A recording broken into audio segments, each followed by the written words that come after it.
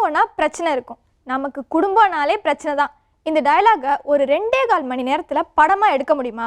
அதை நிரூபித்து காட்டியிருக்கிறாரு Viswanath and sons director Venky. Yes, இன்னைக்கு நம்ம பார்க்க போகிற படம் விஸ்வநாத் அண்ட் சன்ஸ். ஒரு பணக்கார குடும்பத்தில் பிறக்கிற ஒரு ஹீரோ சின்ன வயசுலேயே பிளாஸ்டிக் பாட்டிலை பிளாஸ்டிக் கன்னால் சுட, அதை பார்த்து அவரோட அப்பா அவரை பாராட்ட, இப்போ இது தாண்டா நம்ம பேஷன்னு முடிவெடுக்கிறாரு ஹீரோ.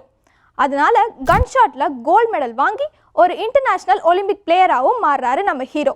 இதுக்கு இடையில அவங்க அப்பாவுக்கு இன்னொரு காதலும் வருது, அதில் அவங்கள கல்யாணமும் பண்ணிக்கிறாரு.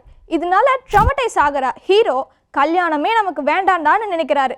இளம் பருவ வயசுலேயே அப்பாவை இழக்கிற ஹீரோ மொத்த தொழிலையும் அவர் பக்கம் இழுத்து அதில் வின்னும் பண்ணுறாரு. தன்னோட அம்மாவோட ஆசைக்காக ஒரு பிள்ளை மட்டும் பெற்றுக்கலாம்னு முடிவு பண்ணி சொரகேசி மூலமாக, அதாவது வாடகை தாய் மூலியமாக ஒரு குழந்தை மட்டும் பெற்று அதை அவங்க அம்மா கிட்டேயும் கொண்டு போய் கொடுக்குறாரு ஹீரோ. அம்மாவோட ஆசை எல்லாத்தையும் நிறைவேற்றியாச்சுன்னு பெருமூச்சு விடும்போது தான் பிள்ளைக்கு முக்கியமான ஒரு ஆப்ரேஷன் பண்ணணும், வாடகை தாயை கூட்டிட்டு வாங்கன்னு சொல்கிறாங்க. வாடகை தாய் யாருன்னு பார்த்தா நம்ம ஹீரோயின். சுட்டி குழந்தையா இருக்கிற அவங்களுக்கு ஹீரோ மேலே காதல் வர, ஹீரோக்கோ உன் வயசுக்கும் என் வயசுக்கும் 20 கிலோமீட்டர் தூரம் இருக்குமா, இதெல்லாம் நமக்கு செட் ஆகாதுன்னு சொல்லிடுறாங்க. இவங்க சேர்ந்தாங்களா இல்லையா, அவங்க அப்பாவோட 2வது மனைவி என்ன ஆனாங்க, இதுதான் படமே. ஃபர்ஸ்ட் ஹாஃபில் சூர்யாவுக்கு கேமியோ ரோல் கொடுத்துருந்தாலும் செகண்ட் ஹாஃபில் அதிகமாக பயன்படுத்தியிருக்காரு நம்ம டிரெக்டர் வெங்கி. மமிதா பைஜு இந்த படத்தில் நல்லா நடிச்சிருந்தாலும் அவங்க கெரியருக்கு இது நல்ல படம் இல்லைன்னே சொல்லலாம். இருந்தாலும் எஃபர்ட் மேட்டர்ஸ். அம்மா கேரக்டரில் ராதிகா நடிச்சிருக்காங்க. எப்பவும் போல் அவங்க போர்ஷன் நல்லாவே இருந்துச்சு. பட் பாதியிலே அவங்க காணாமல் போக வச்சதுனால படம் கொஞ்சம் டல்லாகவே ஆயிடுச்சு.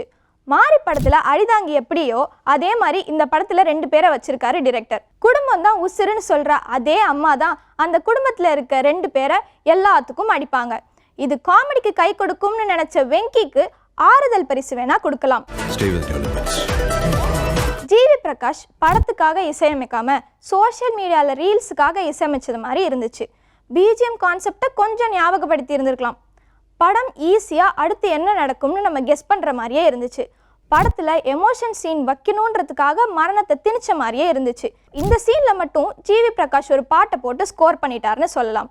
சூர்யாவோட அகரம் ஃபவுண்டேஷனோட சாயல் சின்னதாக இருந்தாலும் அது நன்மைக்கு தானே, அதனால அதை பாராட்டு பட்டியலே சேர்க்கலாம்.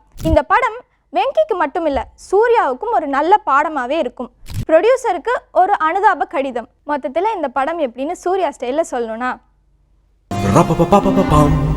இதே மாதிரி அடுத்த ஒரு படத்தோட ரிவ்யூஸில் உங்களை சந்திக்கிறேன். Until then, this is Varshini signing off.